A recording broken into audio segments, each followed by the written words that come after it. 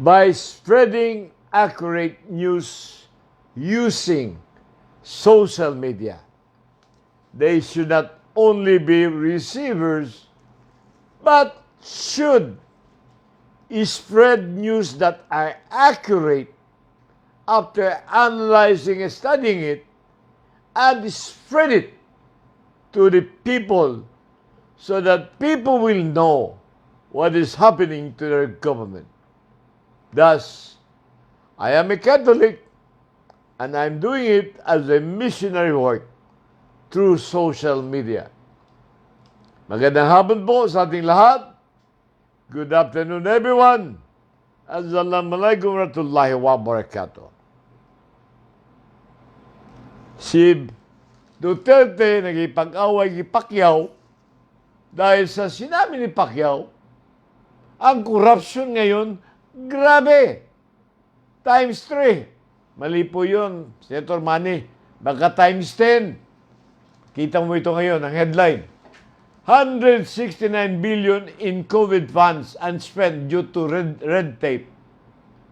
Ano ba yan? Mr. Duterte, pakiaway ka ng pakiaway. Mismo opisina mo, DBM mo, meron ka pang 169 billion para sa COVID. Hindi magamit, hindi magasto dahil sa red tape. Tingnan mo muna yung opisina mo, huwag ka mag-away kay Pacquiao. Sabagat si Pacquiao ay senador. Hindi mo sakop. Pwede siya magsalita in aid of legislation. Separation of powers. Ikaw kasi, bastos. Si Presidente Pacquiao, ang presidente ng PDP Laban, nagtataka lang siya, bakit pinatawag mo ang PDP Laban, hindi ka napaalam sa kanya. Hindi naman siya gustong maging presidente. Siya ang tinalaga ni Senator Coco Pimentel, yung dating presidente ng PDP Laban. Alam naman yung founder ng PDP Laban, si Nini Pimentel, yung tatay ni Coco. At si Coco, pinasa kay Senator Manny Pacquiao. Siguro alam ni Coco, natatakbo presidente si Manny Pacquiao. Because nobody, hindi niya alam siguro na ganun kasakim ang mga Duterte na gusto magpapatuloy yung 6 na taon sa anak. Na-underestimate ni Coco ang pagkasakim ng mga Duterte. Kaya, nang sila na bigla si Pacquiao, siguro sabi ni Pacquiao, salamat. At ngayon, binastos mo ko, sasabihin ko totoo. Ayun, sinabi ni Pacquiao. Mas grabe yung corruption ngayon. Tingin ko naman totoo. Tingnan nyo, headline sa inquiry ngayon. Headline ngayon, inquiry ngayon. 169 billion COVID funds unspent due to red tape. Naku, hingi ka ng hingi ng pera. Pero meron pa 169 billion. Di ba yung sinasabi ko, 18 billion lang unspent? Ay, 169 billion ba? 169. Ang daling tandaan po yung dulo. 100 plus 69 billion. Ano? Kung magaling kang presidente, makikita mo yan.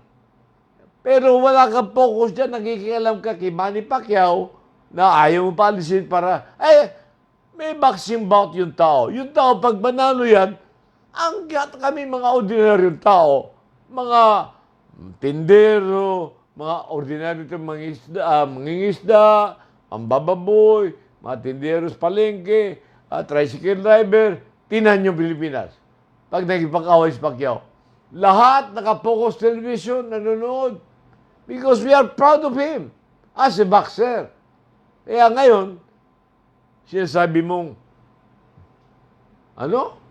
liars, Pacquiao. At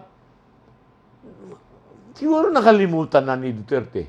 Patandaan na kasi itong kanong maski ano kasing nasa utak nito. Alam mo si Pacquiao, nagkumanta ka na nagkumpisal. Sabi niya, I am a self-confessed womanizer. Nababaya ko noon. Muntik ko na mawala ang aking asawa at mga anak dahil sa aking pambababaya, sa aking pagsusugal. Millions na mawala sa akin sa sugal. Naging sambungero ako at palahubog ako. mamahal na inumin. Pumasok sa utak ko ang aking success dahil mahirap ako noon. Naging marami akong pera, pumasok sa ulo ko. Muntik na akong masira ang buhay ko. Kaya sinabi niya, but for the grace of God, naging born again ako. Na matagal na yung mga issue kontra kay Manny Pacquiao. Kung pala alis yan para mag-training, pag nanalo yan, kung hindi ka proud na manalo si Pacquiao, kami proud. Proud kami, mga ordinaryong Pilipino. Bakit? Sa daming hirap na tao ngayon, walang trabaho, gutom, walang ekonomiya. Yung panalo ni Pacquiao, yun ang magbibigay ng dangal sa amin, sa ordinaryong Pilipino. Hindi katulad mo. Ayan, 169 billion, hingi ka na hingi pera. Matagal ka na sinabihan ni Dr. Anthony Lacson nung pang 2020. Matagal na sinabi ni Dr. Lacson. Ano sabi ni Dr. Lacson? Bakit ka bibili na gamot na hindi pa tested? Yun sinabi ni Lacson. Bakit ka bibili ng gamot na hindi pa tested? Nako! Hindi pa tested. Tapos bibili mo, ano yun? Sinovac. Ano yung Sinovac na binili mo? Mas mahal pa sa Pfizer. Magkano yung presyo ng Pfizer? Ang Pfizer, 95% ng efficacy. Magkano yung presyo? 2,379. Yung Sinovac, na sobrang dami binili mo, magkano? 3,629. Mas mahal po ng 1,250,000. 1,250,000. Nako! Kung inipon mo yan at pinamigay mong ayuda yan sa mga mahirap, marami pong hindi magugutom. Now, tama si Pacquiao. Ano ba ito? Corruption o hindi?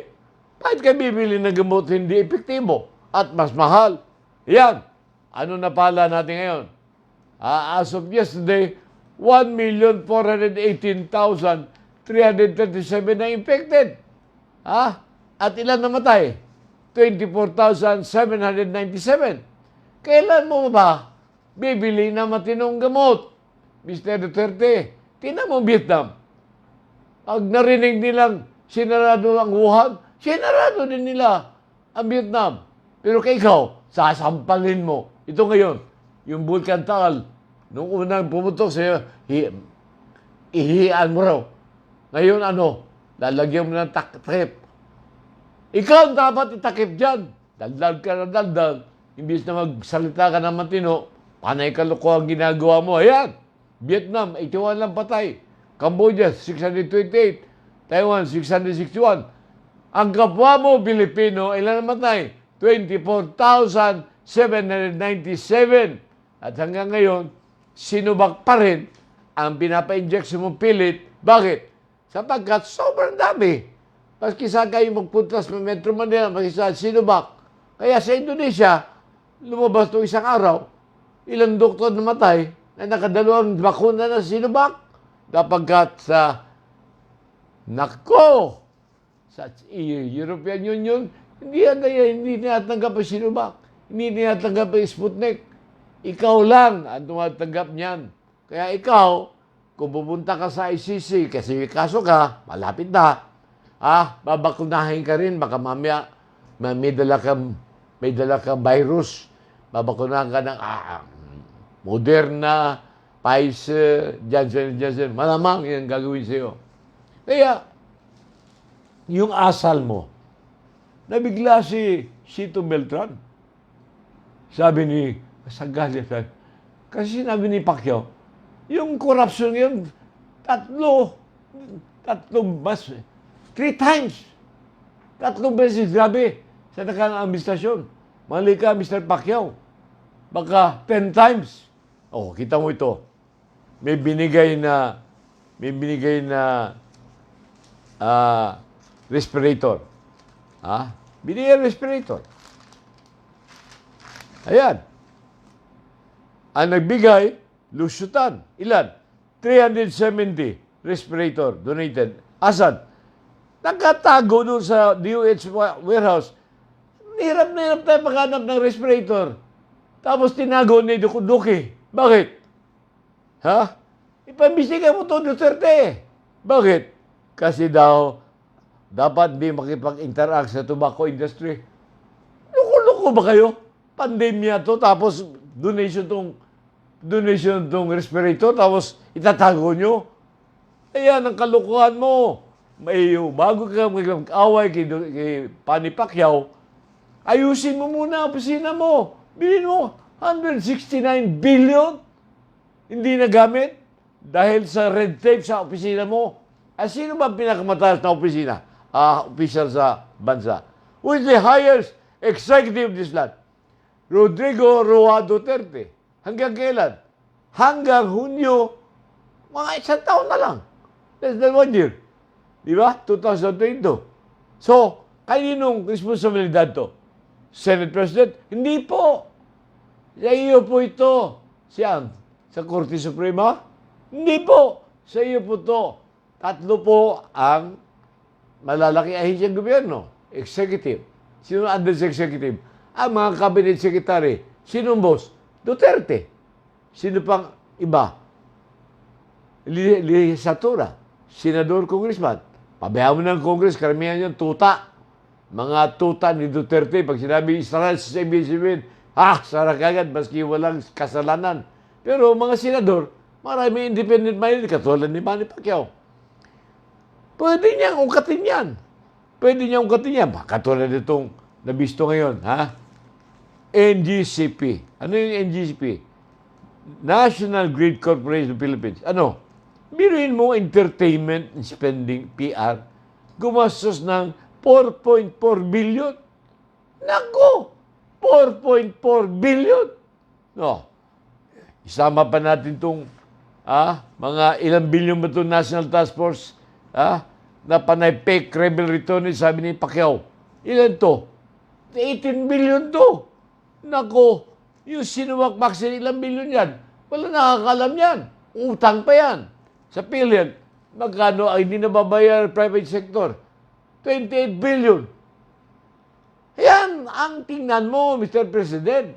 Huwag kang makipag-away senador. Trabaho yan ng mga senador o mambabatas to check on the executive. Bakit mo yung pinipersonal? Sabi ni Chito Belson, ayun lang ako nakakita ng taong ganyan. Menacing behavior. Tingnan mo, dictionary, ano menacing? Bastos, diba? Ugali. Sabi ni Duterte, arawin kita. Arawin kita. At arawin kita atakihin. Sabi niya. At sabi niya, alam mo itong ugali na ito? Ito ba yung ugali na isang presidente? Kaya sabi nga ni Chito Beltran, it is difficult to water down the president behavior that evening because he was the father of this nation and father of his political party.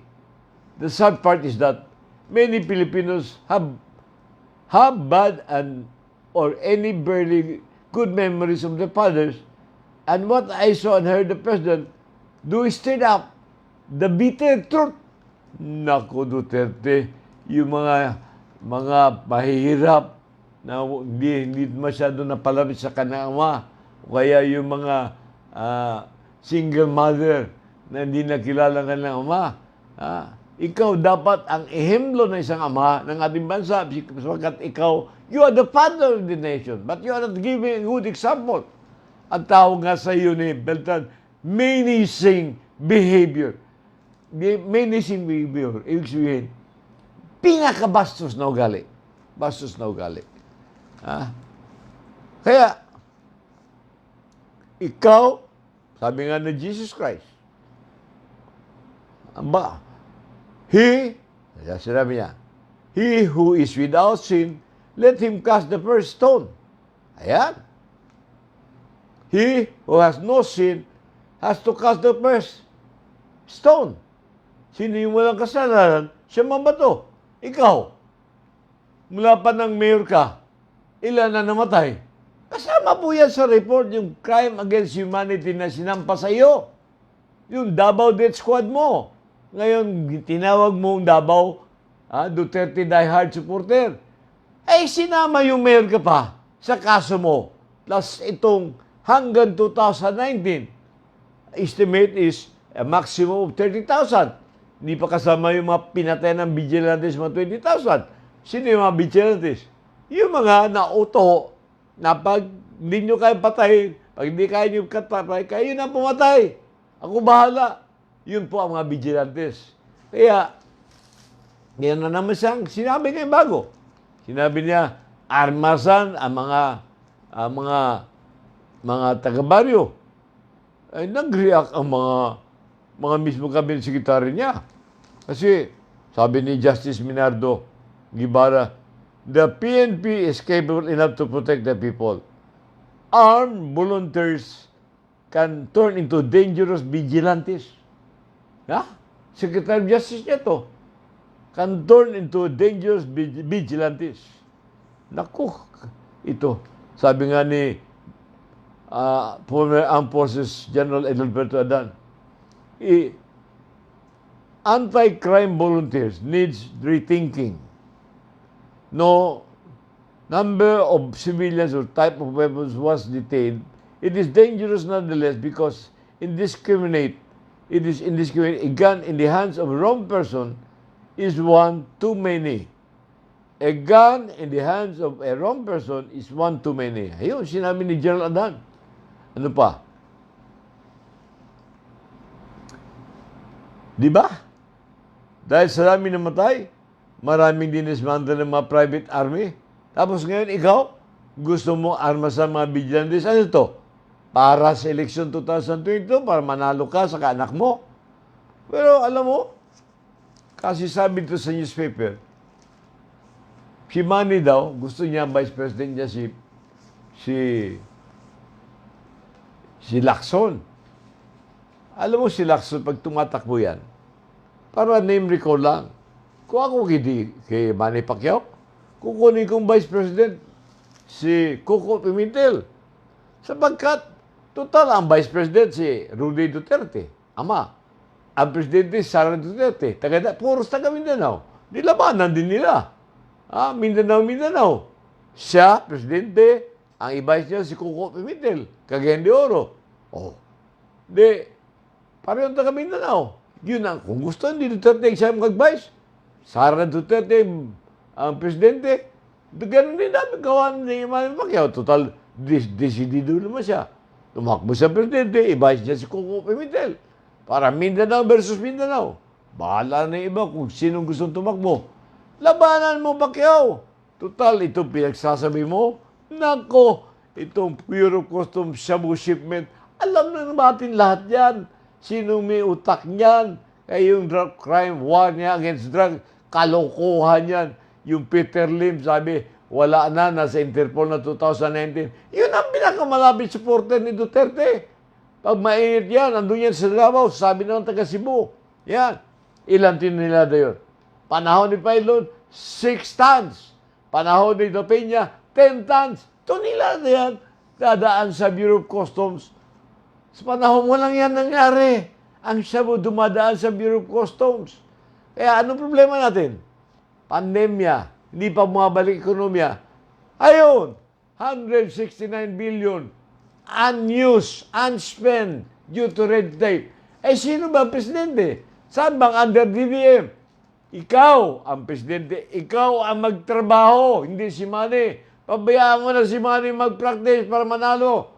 Because kung manalo si Manny, kami mga Pilipino, mga ordinary Pilipino, ay masasyahan at matutuwa. Sa hirap ng panahon dito sa Pilipinas, sa hirap ng iyong pamamaraan sa pagpatakbo ng ating gobyerno, still, ang pagpanalo ni Manny sa isang larangan ng atleta ay kaligayahan ng maliliit. Ikaw magtrabaho. Biruin mo, 169 billion, humingi ka pa ng 25 billion para pambiling gamot. Gamitin mo yan, hanapin mo yan, 169 billion na yan. Bakit hindi nagastos? At yan ang lahat na yan. Ubusin mo, bilhin na Pfizer. Para bawat ng Pilipino makunahan. Pinipilit mong Sinovac. Sa Manila, sabi ng mga kaibigan ko, pumunta ka sa Trinoma, Sinovac. Pumunta sa SM, Sinovac. pumunta sila sa Teo na, panay sino ba? Kaya ka gumawa ng Interagency Task Force. Bakit? Para makoder mo, ikaw bahala sinong bibiling gamot. Kaya hindi ka pwede dumirekta bumiling gamot na Pfizer, kailangan idaan mo sa Interagency Task Force. Ano naamoy ninyo mga kababayan? Corruption! Siyempre, bakit mo babawal local government? Bakit mo babawal ang privado? Bakit mo idadaan sa Interagency Task Force? Meron namang Republic Act 1132 na ang Health Authority ay Department of Health at basahin ko uli, baka hindi nyo alam. Ayan. Nasa letter K, Section 3. Public Health Authority refers to DOH, specifically Epidemic Bureau, Disease Prevention and Control Bureau, Bureau of Quarantine, International Health Surveillance, Health Emergency Management Bureau, Food and Drug Administration, Government Hospital, Research Institute of Tropical Medicine, other national reference laboratories, DOH regional offices, local health office like provincial, city, and municipalities. Any person directly authorized to act on behalf of the DOH. Nako, makuha ko pa ng Interagency Task Force. Kaya, namatay ang ekonomiya dahil panay checkpoint ng mga sundalo. Ayan. Gawitin mo, utak mo, pagpatakbo ng ating bansa. Hindi yung nagagalit ka kay Pacquiao dahil sinabi ni Pacquiao ang totoo. Yung po, hanggang doon lang po tayo. Magandang hapon sa ating lahat at maraming salamat sa inyong pakikinig.